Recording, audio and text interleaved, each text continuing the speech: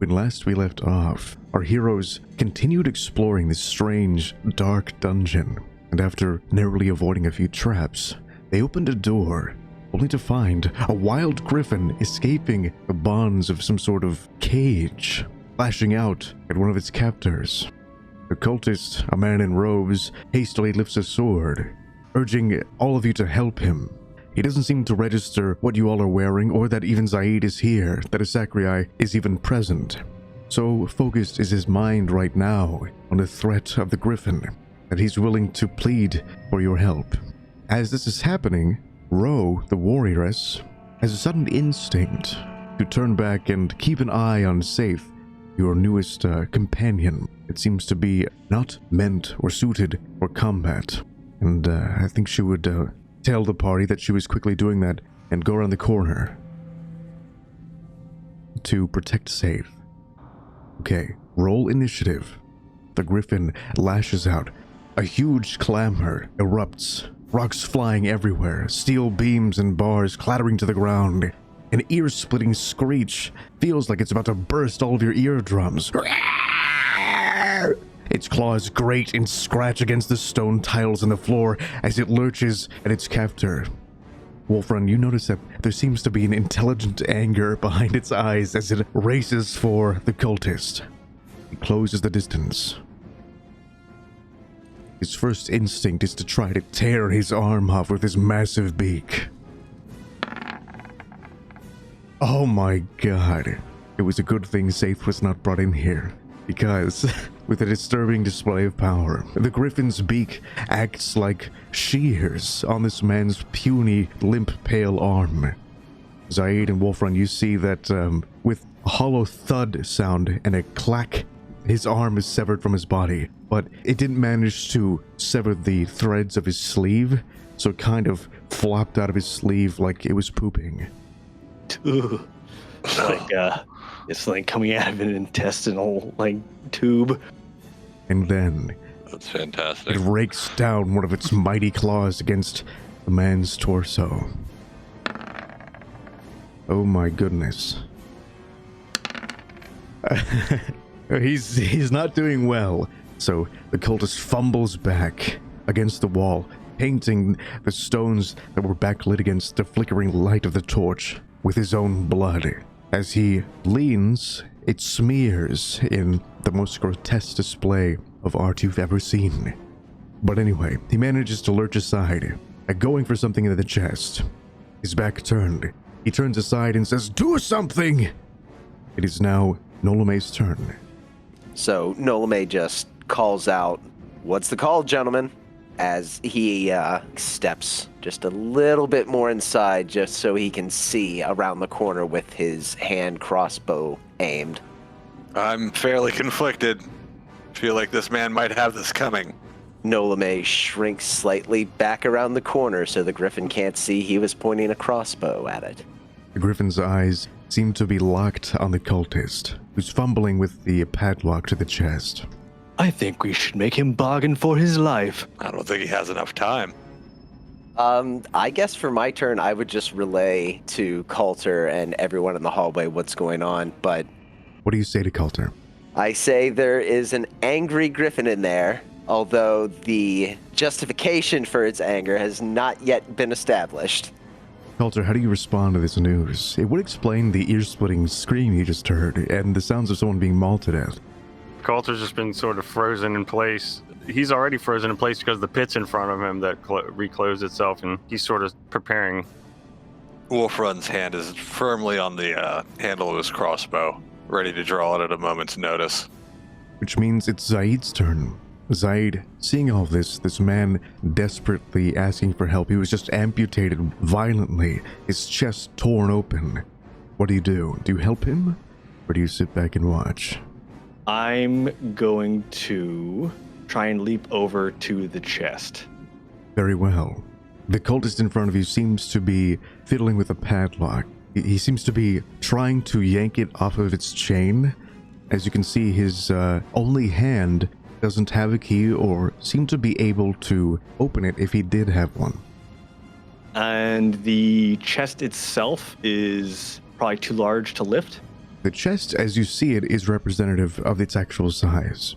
Is it possible for me to attempt toss the chest behind me over to Wolfrun? Sure. I understand that it would be difficult, I know. but he's I'm just gonna go with it. You're gonna have to do strength against his. I know it's gonna be hard to struggle against a man with one arm, but yeah, let's do strength versus strength. Okay, if he wins, this will be unless fucking you're giving sad. me advantage, but yeah. I'm gonna give him disadvantage. Okay. Yes. Okay, good. So, as you attempt to pick up the chest with your mighty hands, the man balks at you and throws down the sword he was carrying. He did luckily seem to be left-handed. With all of his might, he tried to coil his withered arm around the chest. Get that back! And then, finally, he sets his eyes upon your raiments. Damn you, heretic! The chest falls into your hands, and you kind of slump back with its weight. I'll let it pull towards me and just like drop it behind me and be like, Wolfrun, whatever's in it, get to it. Right. Wolfrun, it is now your turn. What do you wish to do? I'm gonna try to break the lock on this thing. All right, Pretend roll. there's not a thief right behind me who can pick it. How do you wish to do that? I'm gonna take the butt of my crossbow and slam it against the lock. Clang, you hear a loud wood on metal sound. Though it did seem to break some of the frames of the board behind it, you do not successfully break the lock itself, and it holds fast for the time being. I suddenly come to my senses and look back at Nolame and say, "Isn't this kind of more your thing?" I shout back, toss it! I toss the chest to him. Nolame, the chest is now between you and the door. Kelter, you're up. Yep, just calmly moving around where that pit was, where I saw the others walk safely on the side. I'm going to go the same path they went. And just using my normal sort of movement turn to get a better view here. He's fiddling with the chest. You saw Wolfrun just slide the chest over to Nolame.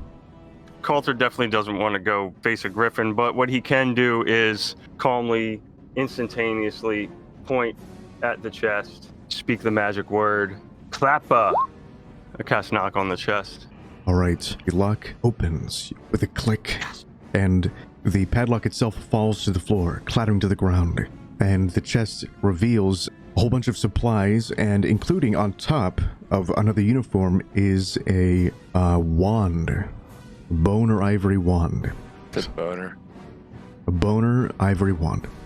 And Nolame, you also find inside food, provisions, a wand of some sort. Looks somehow sinister. It looks kind of like a branch almost.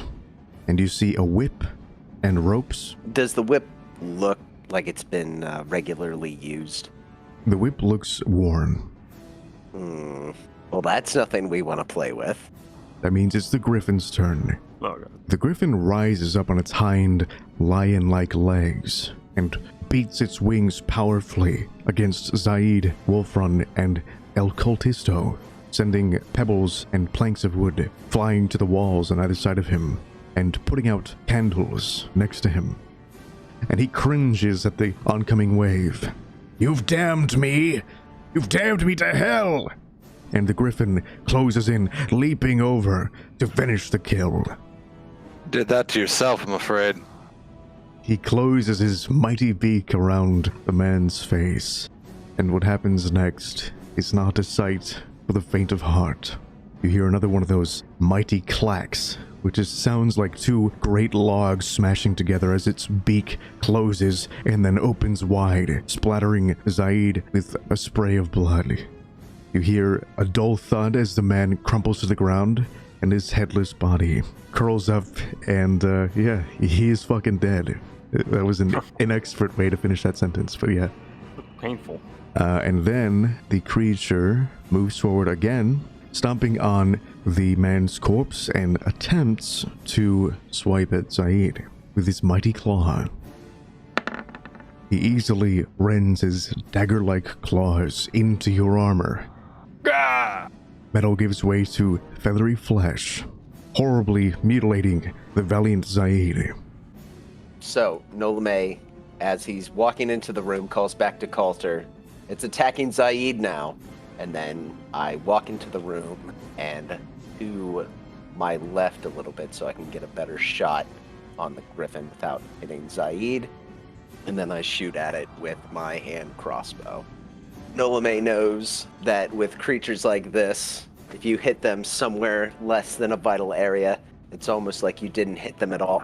But knowing this, he aims for the center mass of the griffin, and just as it raises one of its wings, he lets fly the bolt and hits where he knows the creature's lungs should be. Nolame is a notable scholar. He might have seen a cross-section of a griffin in the past in one of the many bestiaries. This is going to be a juvenile griffin. Alter, you can hear muffled sounds coming from one of the other doors next to you. Its tail whips and smacks stones from across the table, sending the shovel across the room at Nolame. Like an arrow, it sticks into the wall next to him and does one of those sounds. Like to resist the urge to piss my pants, because if that fucking happened, like, goddamn, I would probably have trouble recovering from that. Was there anything in that chest that might help here? That cultist thought that there was something in there that might help. Nolame, looking back into the chest, thinking about the whip, realizing that one of two things is about to happen, drops the hand crossbow and with his now free hand grabs the whip from inside the chest. Nolame, as you take out the whip, the griffin does a sort of double take at you and rears back on its hind legs again and beats its wings at you furiously and then limps suddenly, remembering its pain of its recent wound, blood gushing in spurts on the ground. Zaid, it's your turn. He braces himself against the wall, then pushes off from it, driving his rapier as deep as the hilt into the creature's side. Wolfwood is going to lay fire support with his crossbow towards the griffin as well now. And you use your They're not- new elven crossbow, right? That is correct. It feels good in your hands and squeezes easily, the bolt It's sailing quite comfortable. like a whisper. And it sinks directly into where you were aiming. Where did you aim? I aim for the neck. It starts choking. At least you've silenced it for now. Your ears thanking you. You've stunned it for now. Zaid, are you alright? I'll be okay. Coulter, it's your turn. Coulter's observing this mighty beast taken down. Definitely happy not to be that close to it. Coulter's standing against the cold dungeon wall, just taking deep breaths as he's expended much magical energy in this corridor, rapid succession here. So I'm just assessing if they have it in hand, seeing how much more I can draw upon here. I quickly point my finger and speak the familiar cantrip, Kaltas. A beam of familiar blue energy erupts from the blue wizard himself and drives the bolt that was in the beast's neck deeper still, and the very light in his eyes dims. His life leaves his body. He slumps on top of the corpse of the cultist, his mighty talons and head resting on the counter, dead. Distantly, Calta, you can hear Rose say, she reports that Saith is a little bit rattled, and she'll stay behind to make sure she's alright, but she'll wait for you in the meeting room. I nod over to them, and I look back to the right where I believe I heard something from a nearby room. Swiftly into the room next to Wolfrin, I'll relay quietly to him that information. This disturbance may have attracted attention. Bring in the others and then close the door then. Yes. I'll summon Thorn forth from his hidden dimension to go get them.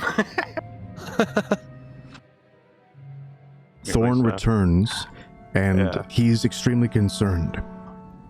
I will let him sit on my shoulder then for a moment, just pet him and communicate silently with him. He's like, something is wrong. There's something in the air is wrong. I just nod in agreement with him, and He's flying around like, I don't know which direction to go. I gotta get out of here. Something's you not don't right. want to be down here.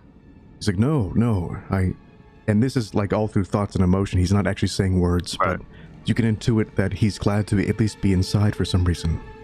They want me to get the others and bring them in here, so I just ask him, can you let the others know we need them to retreat into this room swiftly and avoid the dangerous pit trap? He agrees and tries to go over there. but he might return shortly and say that they seem scared and are hunkered down. As Thorn reports back and rests with Coulter lets them know that they seem to just feel safe where they are. I guess we'll hopefully keep the attention on us. And he rolls his eyes. Yeah, let's close this door. Has Zaid noticed is that one of the mirrors in this room? Ah, yes, indeed. But unlike this one, it barely has any shards on it or beneath it. It is broken as well. The golden frame still is hung up as if it couldn't be removed. Curious. Let's keep our wits about us and push in further. Shouldn't we tend to your wounds before we move on? I suppose. There is something I forgot to add in this room according to my notes. So on the ground or on the wall next to this flame, there is like a lever. Ooh. If you guys see that on the west wall. Oh, yeah. The big cartoony looking one? Yeah. God damn We it. should pull that after we're ready for something to happen. Nolame's I think walking Nolame's on towards it. Something is drawing Nolame towards this lever. Nolame, you see this lever. It's an odd fixation and seems to be installed. Is it like God. a modification to the original design? Yeah, I wanted to say aftermarket. Okay, yeah, it's a modification. Can Zaid hack off one of the hands of the griffin to take as a trophy? Fantastic. As soon as Nolame notices Zaid eyeing up the griffin, he also turns towards the griffin. You now have a griffin claw. Talon. This may be of use for the scholars of Ferenrii. Perhaps they know something of this strange, amalgamated creature. I have a feeling it was just a child. And I also get some feathers as well as a claw as well, Boar. You may. How many do you wish to harvest? 4 is the favored number of the High Elves because it's the number of their main islands, so I will Ooh. take 4. Zaid will take 2 feathers, one from the face and one from the neck. Coulter and Wolfrun, do you wish to loot this being or anything else? I'd rather leave it to the experts. I believe that a creature such as this might yield valuable components of alchemical and theoretical natures. I'll just take some loose feathers from there. Very well. It twitches as you do so. Wolfrun paints his face with the griffin's blood. Holy shit, that is badass. Ah! Alright, so what do you guys want to do now? The doors are closed. What was in the chest other than the whip and the wand? I didn't even see the wand. I only saw the whip. There was some sort of wand of a white material, but I didn't want to just toss it to someone because it doesn't look like, well, anything I would want to handle. And then other than that, there's just some fairly basic sort of materials in here. Like we might not have to dip into our own supplies if we wanted to stop and have a snack before we continue on. Coulter, do you know anything of this wand? My eyes move over to the wand in the chest. Ah, yes, the chest that I was able to open. Going to need to be careful with this. Maybe of a ritual nature. I crouch down and get a better look at this object without touching it. I suppose the only way I can learn further about it, though, is to wield it and properly identify its nature.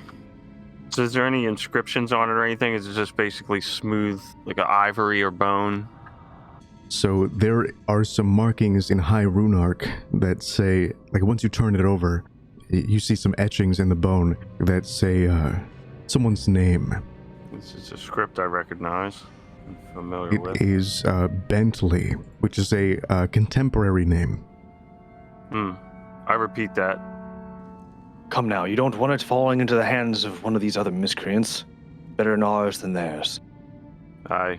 I will take it and examine it later when we have a chance. I'll grab it.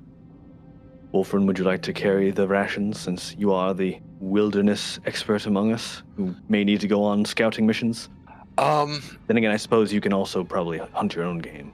Indeed, and also, you'll find, Zaid, I don't need food quite as often as most.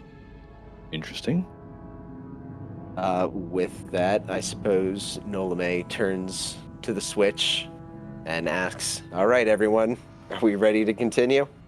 Ready when you are. 3, 2, 1, Nolame shuts his eyes and flips the switch. Oh my fucking god. You flip the switch, and it sticks upward. Fantastic. Well, I threw the lever, so who wants to try and open the door now? Well, I'm standing right here. Wolfrun closes his eyes and presses on the door. Yeah, Nolame also backs up a little bit. Before you is an entirely dark room.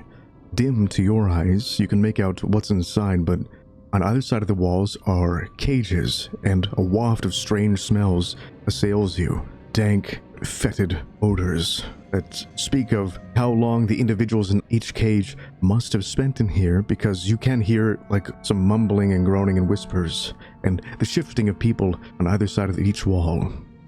And at the other end of the hall is a mysterious door. Appears to be some sort of jail. Nolame walks up and starts peeking around the corner. So as you pass the first cage to your left, a disturbing, hideous monster lurches towards the bars of the cavern. It's an amalgamation of muscle, sinew, bones, and body parts, and appears to have a weapon made of the flesh that it's composed of. Next to it is a diminutive skeleton, as well as writing on the wall next to him. To your right is an orc, still holding the weapon that he no doubt came with, though he stays in the corner of his cell, glaring at you, voicing some strange orcish retorts. Mom? Normally I'd be prone to start freeing the prisoners of these cultists, but I have some reservations. Do I recognize any of the, I'd only know basic phrases at this point, but do I recognize any basic phrases that the orc is muttering? He could just be vocalizing threateningly to you. And I notice anything in particular about the Monstrosity? weird fucking flesh monster over here? It could be some sort of the result of some demonic ritual, or it could be an experiment gone awry. It is unclear. I turn to Zaid and ask him if he has any idea what the fuck this is. Sorry. Zaid, based on your roll, just guess. Clearly, it's some sort of demonic summoned abomination. Perhaps an early test at whatever that other creature we just dispatched was. Wherever released from here, then it should be dealt a quick, decisive death. If my lore holds up, I believe whatever was in the last room was more naturally occurring than whatever that this mess is. So, I imagine, Zaid, Wolfrun, this might be your area of expertise if you just want to see what's in the other cells, and then I'd be happy to go ahead and make sure nothing sneaks up on you in this dark hallway. Appreciate it. I'm going to try saying something to the orc and goblin. What do you say? What are you in for? Me? You hear in Goblin, but it came from the southwestern cell. Oh, never mind. Hello? Release me, human, and I will make your death quick. Oh, that's extremely tempting. How lovely of you. How generous. The other one says, Gorbash, do not treat with these puny humans. You two do realize you're at the disadvantage of this bargain. He shows his fangs to you and bashes his chipped sword against the bars, and when he does so, you see some sort of magical ripple. He growls angrily at you. Did you come here to mock me, human? I didn't, until you started talking. Open these gates, release me, and I will give you a death worthy of my people. No, I don't think I will. Coward! How did you end up in here? I suppose there's no use in hiding it. Don't do it, Gorbash, the other one says. Ah! He growls at him. The other cowers. We were on patrol in the area north of here, and that way. He points east. When we were assailed by some black smoke and winded up here, cut off from the others. The other quickly reaches forward and says, You are lucky that we didn't find you, or you would be skulls anointed as trophies on our battle belts. You talk an awful lot for a man contained behind bars. They grimace at you, and the other goes back to his corner. Are there any others like you here that you know of? Only the weak and pathetic humans, who we will kill and eat. Do you know what that thing is in the cell next to you? He looks to the east, squints and shrugs. The squelcher, we do not know. It has made a sickening sound for days now, and it must have eaten that dwarf. There's a dwarf. Yes, There was. was. An annoying one, I might add. The other says, An improvement. And the orc over there. Do you know of him? he growls and bares his fangs. The orc. That's all he says. Huh. Have you seen any of the cultists since you've been imprisoned here? Humans come and go. They do not feed us. They watch us wither and die. Slowly these rooms fill, but that is all. Release us now. So that you can attack us? Oh yes. Why would I do that? Cogs turn in his mind, and he looks at you dumbly. Exactly. Let's leave these two to their fate. Dumber than a bag of hammers. I was just asking them how they ended up here. They said a black smoke took them while they were out hunting. They said they don't know what the creature is next to them. The orc is named Orc. That's about as much as I could get out of them, besides the fact they want desperately to be released so that they can kill us. Well, I suppose that suits their ilk. Never had an intelligent conversation with goblins. I don't know why I speak the language. As you approach the final cell, you see some sort of knight. He's kind of propped up on his elbow, and you see him putting on his dented and battered helmet, as if expecting the worst. And a woman, so she's wearing gems and jewels that her captors mysteriously didn't take off of her. She looks rather clean for the most part, besides where she's kind of knelt down on the ground. And she was knelt down next to the knight, but rises and moves a bit closer to the door and reassures her companion, "No, stay down there. Please, I will talk to them." He's like, I'm all right. I'm fine. You seem injured. That obvious?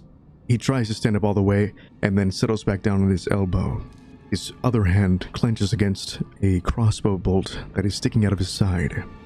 Though he is armored, he is not armed. If ye be friend, I could maybe help you with that injury. Both of the prisoners are stunned into silence. It seems like they're realizing that you're not cultists after all. I turned to Zaid and was like, that's right, we're wearing the robes. Yeah, I was just looking down at him. We could use food. Zaid will kind of poke his spear forward, or the butt of his spear forward, like through the bottom lowest open grating, and see if the same thing happens. The same thing does happen. And it like bounces off or whatever. Correct. Seeing magic ripples and any invisible force field, I'm like looking around for a source of the power. Coulter sort of mumbling to himself a bit. I attempt to touch the barrier slowly. Seems firm. The ones who imprisoned you here, were you conscious when they placed you here? Do you know how they raised and lowered the ward?